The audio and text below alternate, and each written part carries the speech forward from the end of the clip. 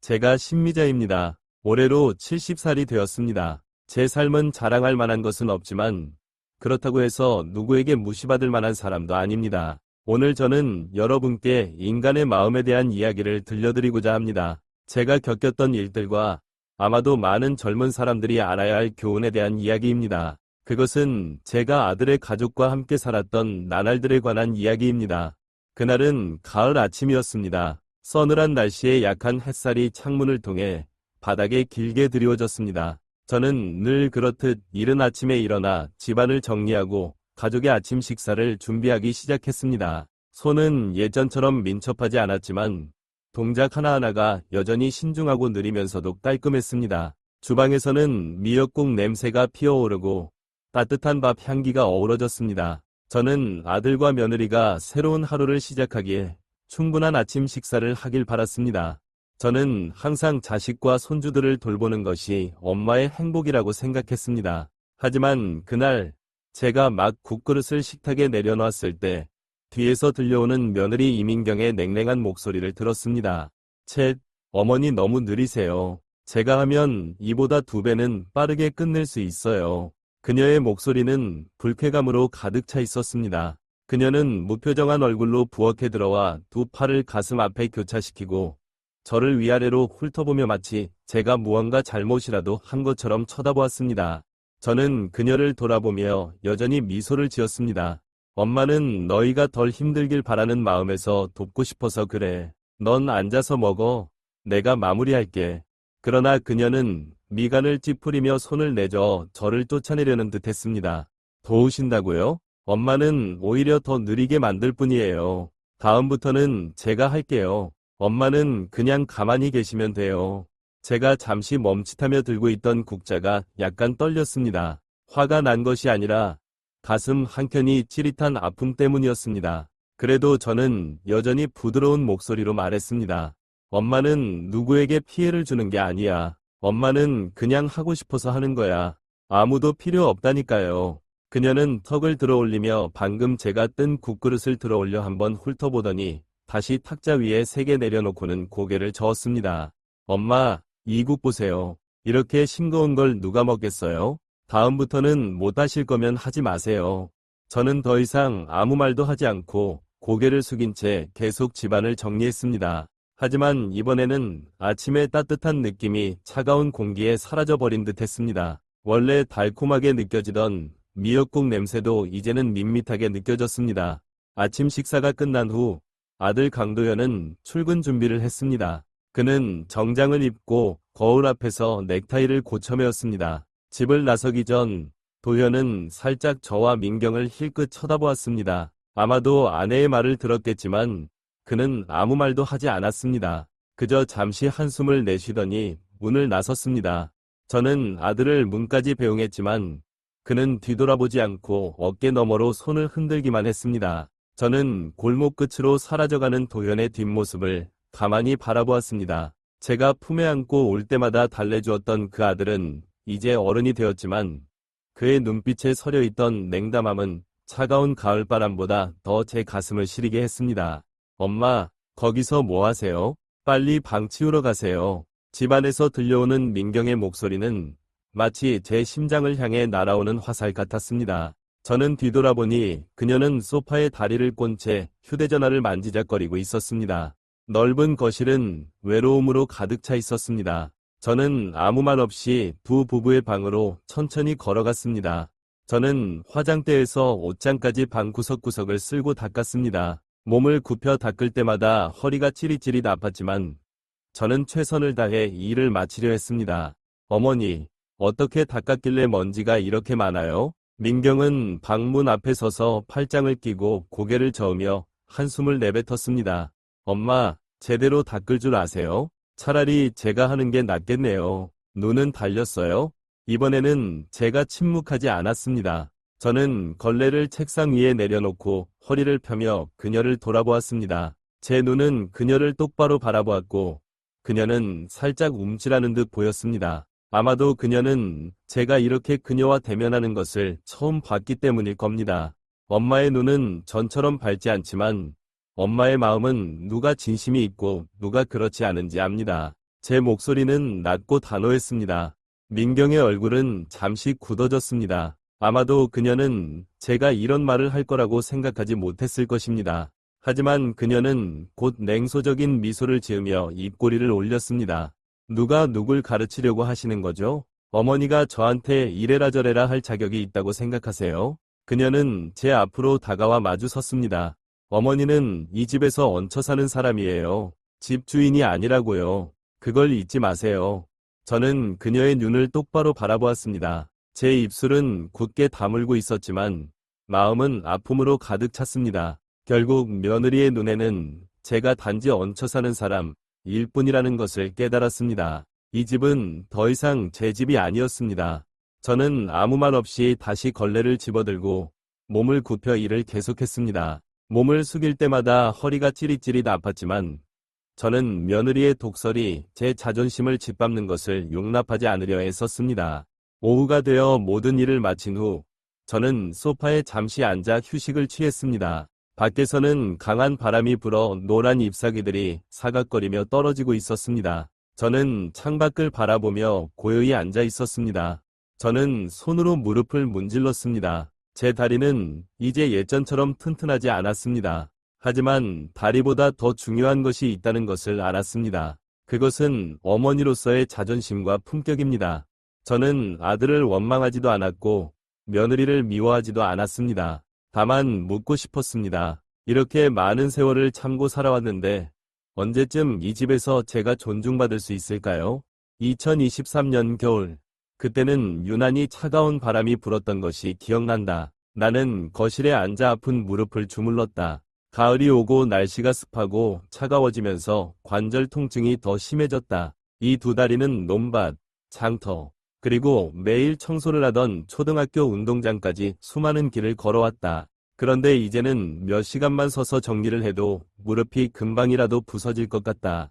엄마, 거기서 뭐 하세요? 밥 안 해요? 민경의 목소리가 부엌에서 들려왔다. 그녀는 나를 보지도 않고 명령하듯 말했다. 나는 억지로 일어나며 몸 곳곳의 관절에서 뚝뚝 소리가 났다. 마치 내 몸이 더 이상 젊지 않음을 상기시키려는 듯했다. 그래, 지금 할게. 나는 최대한 부드럽게 대답했다. 내가 힘든 티를 내면 그녀가 또 뭐라고 할까봐 두려웠다. 천천히 부엌으로 걸어갔다. 현대적이고 반짝거리는 부엌은 어쩐지 차갑게 느껴졌다. 뜨거운 팬에서 고기 몇 조각이 지글지글 구워지며 기름 냄새가 났다. 나는 조심스럽게 고기를 뒤집었지만 흐린 시야와 떨리는 손 때문에 기름이 손등에 튀어 뜨겁게 되었다. 왜 그렇게 가까이 서 있는 거예요? 화상 입고 싶어요? 민경이 뒤돌아보며 사과를 먹던 입으로 말했다. 정말 부엌을 지키는 것조차 제대로 못하네요.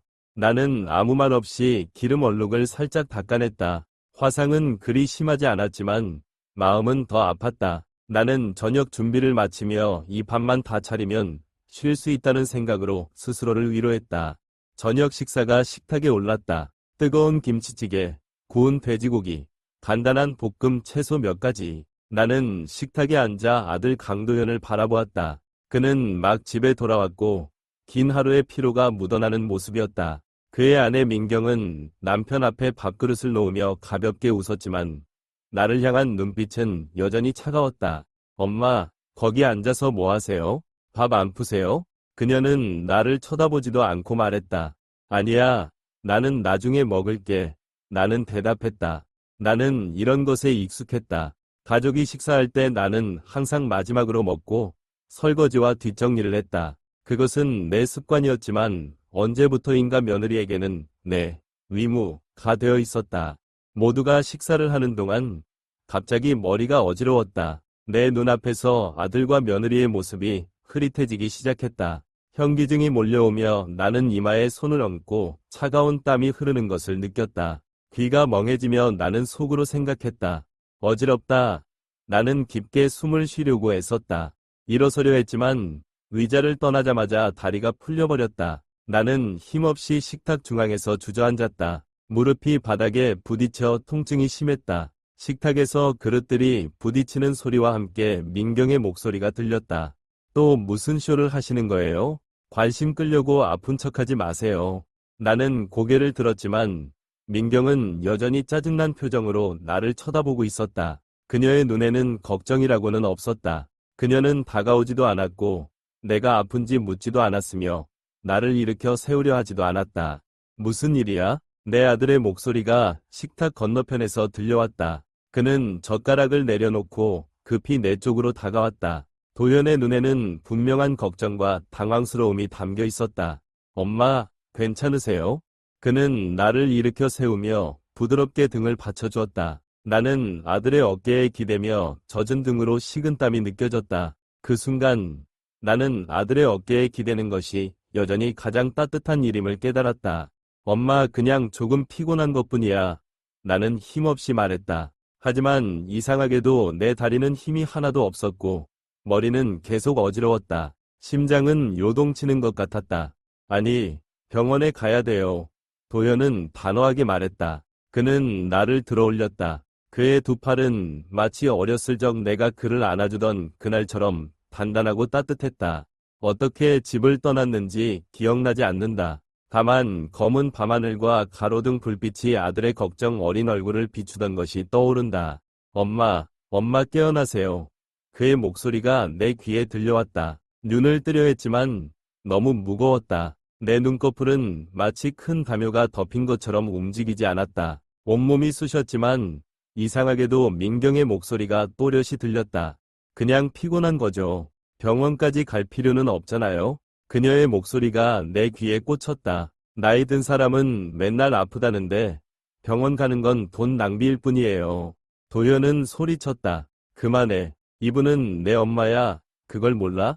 나는 아들의 목소리가 그렇게 크게 들린 것은 처음이었다. 그 소리는 내 마음에 이상한 따뜻함을 가져다 주었다. 그 흐릿한 순간에 나는 옛날을 떠올렸다.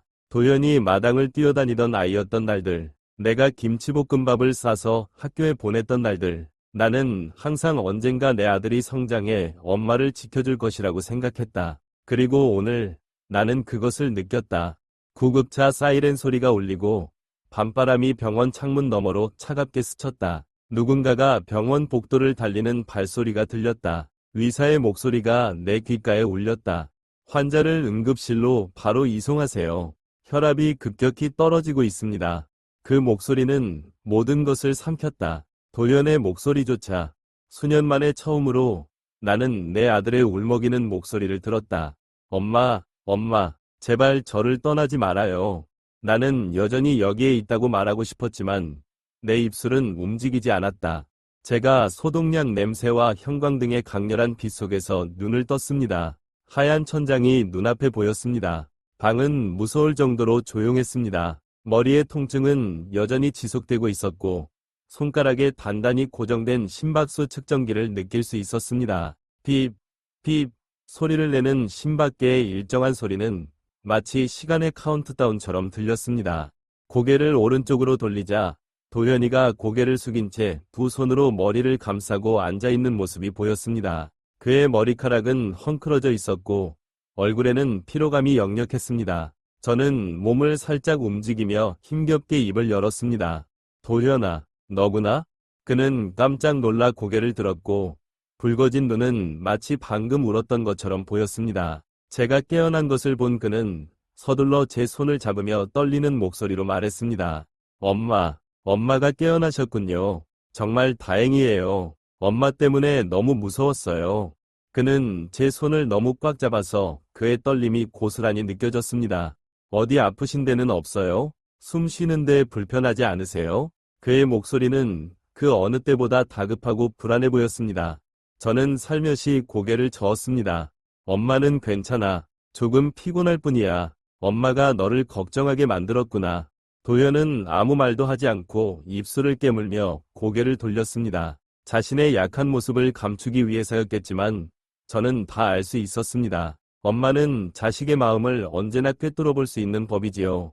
아무리 자식이 성인이 되었더라도 5분도 지나지 않아 병실 문이 열렸습니다. 40대 중반으로 보이는 김준호 의사가 심각한 표정으로 들어왔습니다. 그의 뒤에는 제가 병원으로 실려왔을 때 희미하게 본 적이 있는 젊은 간호사 최지은이 있었습니다. 그녀는 고개를 숙이며 인사했지만 눈빛에는 걱정이 가득했습니다.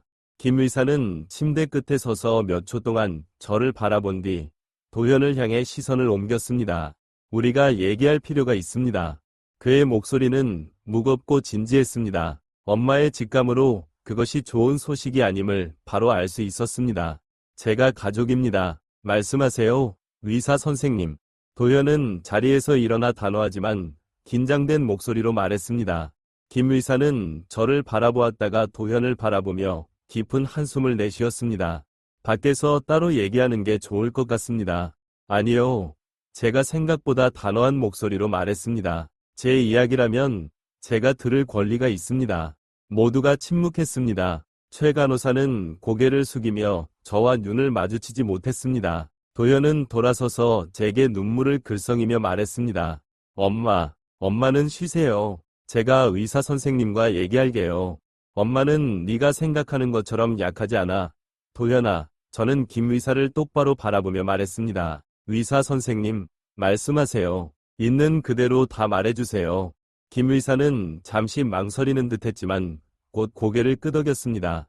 심씨, 저희가 정밀 검사를 진행한 결과 간에 종양이 발견되었습니다. CT 결과 이 종양이 폐로 전이된 상태입니다. 저는 그의 말을 하나도 놓치지 않았습니다. 종양, 전이, 이 단어들은 TV나 슬픈 영화에서 들었던 적은 있지만 제 삶에서 직접 마주할 거라고는 상상도 못했습니다. 종양이라니, 암이라는 건가요? 저는 쉰 듯한 목소리로 물었습니다. 맞습니다. 김 의사가 고개를 끄덕였습니다. 추가 검사가 필요하지만 간암 말기일 가능성이 높습니다. 방 안의 공기가 갑자기 무겁게 가라앉았습니다. 숨조차 쉬기 힘들 정도였습니다. 그런데도 저는 두려움을 느끼지 않았습니다. 이상하게도 죽음이 두렵지는 않았습니다. 아마도 충분히 오래 산 사람은 죽음을 받아들이는 법을 배우는 걸지도 모릅니다. 하지만 제 자신이 아니라 제 아들이 걱정되었습니다. 알겠습니다. 저는 제 목소리에 놀랄 정도로 침착하게 말했습니다. 의사 선생님, 제게 남은 시간이 얼마나 되는지 말씀해 주세요. 도현은 깜짝 놀라 제 손을 꽉 잡았습니다. 엄마, 그런 말씀 마세요. 우리는 치료할 거예요. 제가 엄마를 데리고 서울의 더 큰 병원으로 갈게요. 최고의 의사를 찾아서 치료받게 할게요. 제가 약속할게요. 무슨 일이 있어도요. 저는 손을 들어 제 아들의 뺨을 감쌌습니다. 몇 년 만에 처음으로 제 아들이 우는 모습을 보았습니다. 한 남자가 흘리는 눈물은 쉽게 떨어지지 않습니다. 그런데 오늘 그 눈물이 제 앞에서 흘렀습니다. 우리 도현이는 정말 바보구나. 저는 미소를 지으며 부드럽지만 확고한 목소리로 말했습니다. 엄마는 죽음이 두렵지 않아. 엄마는 네가 행복하지 않을까 봐 두려운 거야. 알겠니? 도현은 고개를 저으며 눈물을 뚝뚝 흘렸습니다. 그의 눈물이 제 손등 위로 떨어졌습니다. 아니에요.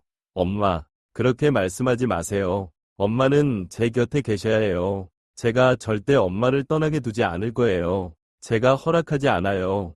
그 순간 저는 문 밖에 서 있는 민경을 보았습니다. 그녀는 두 손을 축 늘어뜨린 채 서 있었습니다. 그녀는 병실 안으로 들어오지 않고 그저 한 조각 동상처럼 서 있었습니다. 그녀는 저를 바라보았습니다. 처음으로 그녀의 눈에는 교만도, 냉소도 없었습니다. 오히려 혼란스러움이 가득 차 있었습니다. 의사 선생님, 어머니는 낫는 건가요? 민경의 목소리가 문 밖에서 들려왔습니다. 모두의 시선이 그녀에게로 향했습니다. 도현 역시 놀란 표정으로 눈을 가늘게 뜨고 그녀를 쳐다보았습니다. 아마도 그녀가 이런 질문을 할 거라고는 상상도 못했겠지요. 김 의사는 한숨을 쉬며 고개를 저었습니다. 최선을 다하겠지만 말기암은 쉽지 않습니다. 적극적으로 치료하면 시간을 조금 더 연장할 수 있을 겁니다. 의사의 답변은 모든 것을 침묵 속으로 빠뜨렸습니다. 더는 아무도 말을 잇지 못했습니다. 울음소리도 한숨도 없었지만 고통은 방 안을 가득 채우고 있었습니다. 처음으로 저는 며느리가 깊이 고개를 숙이는 모습을 보았습니다. 아무도 그녀에게 그렇게 하라고 하지 않았지만 그녀는 그렇게 했습니다. 그녀는 천천히 병실 안으로 걸어와 제 침대 옆에 섰습니다. 그리고 오랫동안 고개를 숙였습니다. 저는 그녀를 바라보았습니다. 아주 오랫동안. 그러다 깊은 한숨을 내쉬며 눈을 감았습니다. 2023년 겨울 병원에 입원한 며칠 동안 나는 많은 것을 깨달았다. 때로는 삶과 죽음의 경계가 단 한 번의 눈 깜빡임 차이에 불과하다는 것을. 나는 아들의 눈을 보았다. 울어서 빨갛게 충혈된 눈, 그리고 며느리의 눈을 보았다. 약간의 후회가 담긴 듯했지만 진심이라고 하기에는 부족했다. 퇴원하는 날, 도연이 직접 차를 몰고 나를 데리러 왔다. 그는 내가 조수석에 앉는 것을 도와주고 안전벨트를 꼼꼼히 채워주었다. 집으로 돌아가는 길, 그는 아무 말도 하지 않고 묵묵히 운전했지만 나는 그가 내쉬는 무거운 한숨 소리를 들을 수 있었다. 엄마, 집에 가서 먼저 쉬실래요? 제가 가서 몸에 좋은 음식을 좀 사올게요. 도연이 침묵을 깨며 말했다. 나는 백미러를 통해 아들을 바라보며 부드럽게 대답했다. 괜찮다. 집으로 가자. 엄마가 하고 싶은 일이 있어.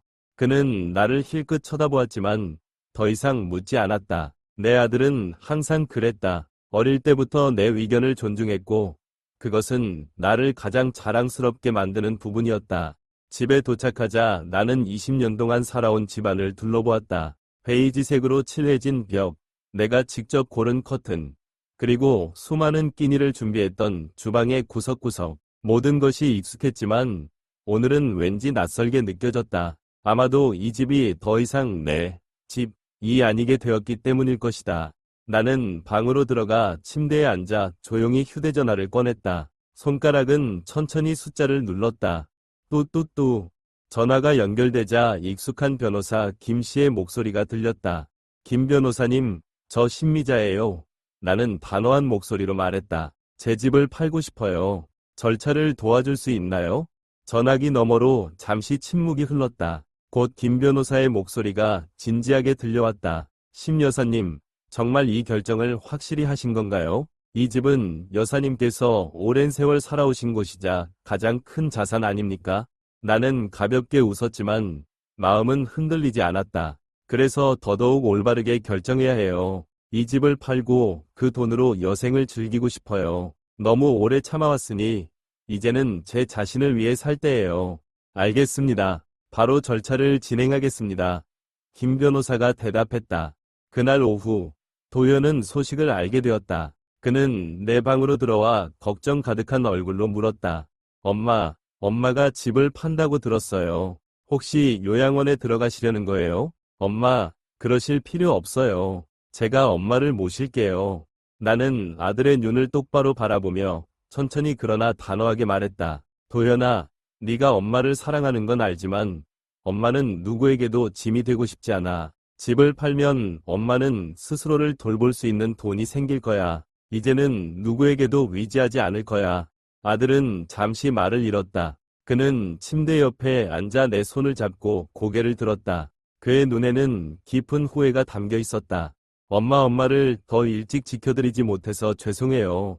나는 그가 어렸을 때처럼 그의 머리를 가만히 쓰다듬으며 말했다. 너는 이미 충분히 해줬단다. 도현아, 이제 남은 건 엄마가 해야 할 몫이야.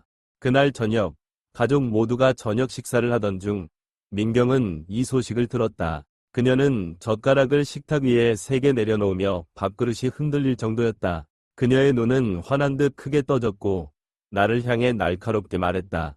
뭐라고요? 집을 판다고요? 이 집은 우리 집이에요. 어떻게 멋대로 그렇게 하실 수 있죠?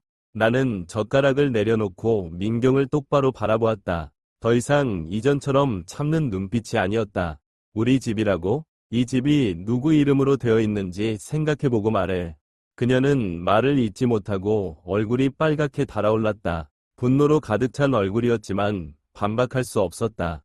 이 집은 내 이름으로 되어 있고 내 땀과 노력으로 마련한 집이야. 내가 이 집을 판다고 해서 누구에게 허락을 구할 필요는 없어. 내 목소리는 크지 않았지만 칼날처럼 날카로웠다.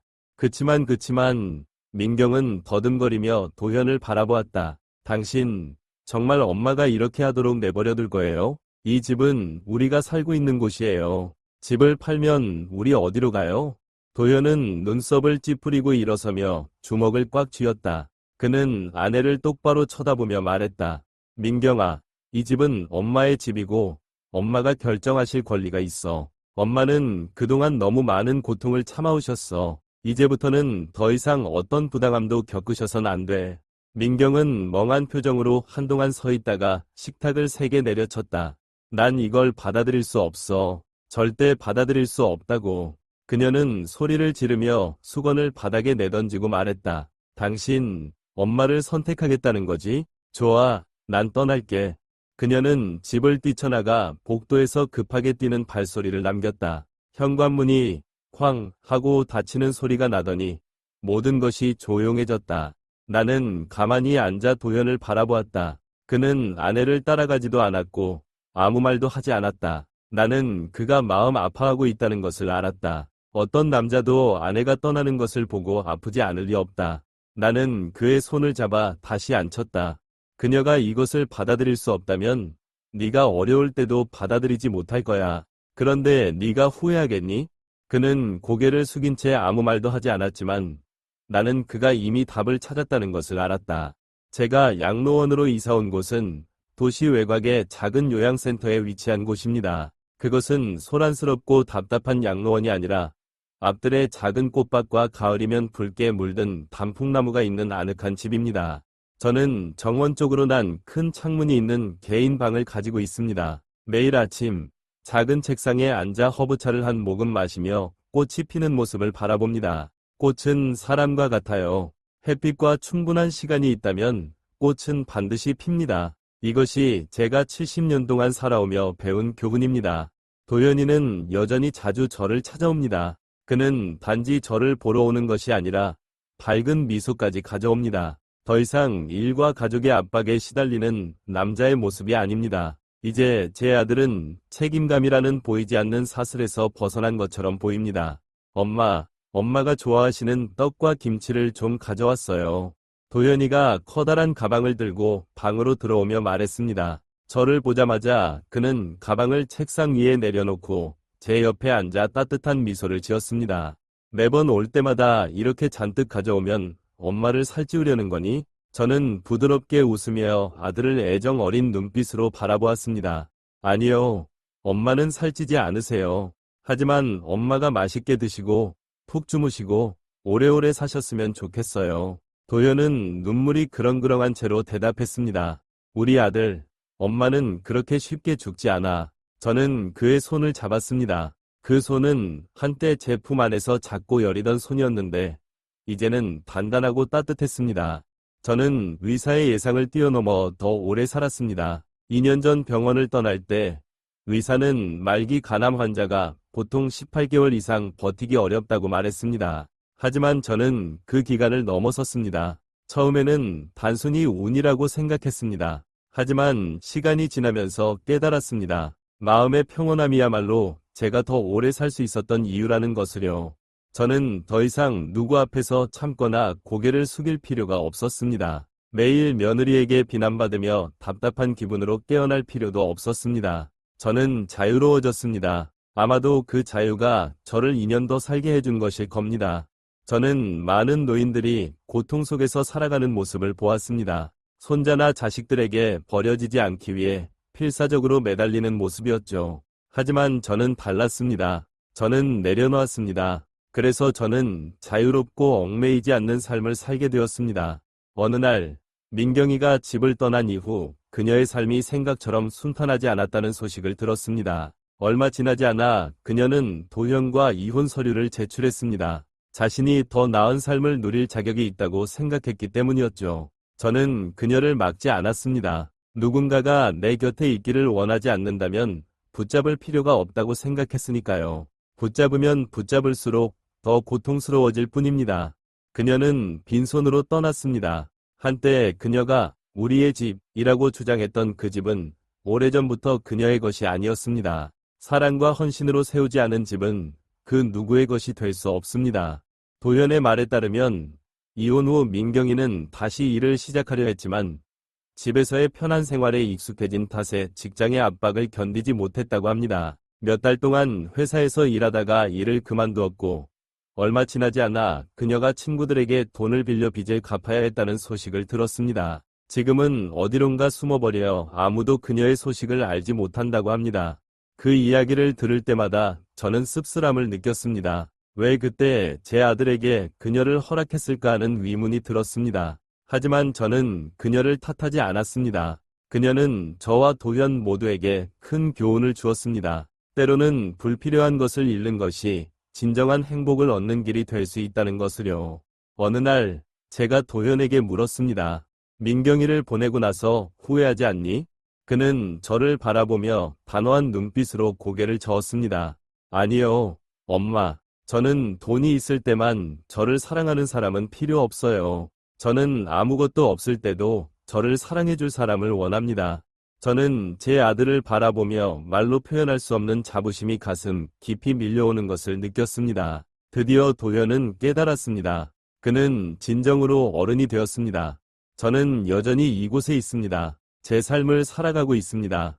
매일 정원을 산책합니다. 단풍나무는 붉게 물들었고 떨어지는 잎사귀마다 부드럽고 고요한 시간의 속삭임을 품고 있습니다. 이곳에서는 아무도 저를 무시하지 않습니다. 젊은 간호사들은 제가 지나갈 때마다 고개를 숙여 인사합니다. 그들은 저를 챙기고 저에게 미소를 지으며 때로는 제 이야기를 들어줍니다. 간호사 중 한 명인 지은은 매일 오후 제 옆에 앉아 70세 할머니의 이야기를 마치 인생에서 가장 재미있는 이야기인 것처럼 귀 기울여 들어줍니다. 사람들은 보통 나이가 든 사람들에게는 들을 이야기가 없다고 생각하지만 저는 들려줄 이야기가 아주 많답니다. 제가 지은에게 말했을 때 그녀는 환하게 웃었습니다. 오늘 저는 창가에 앉아 있습니다.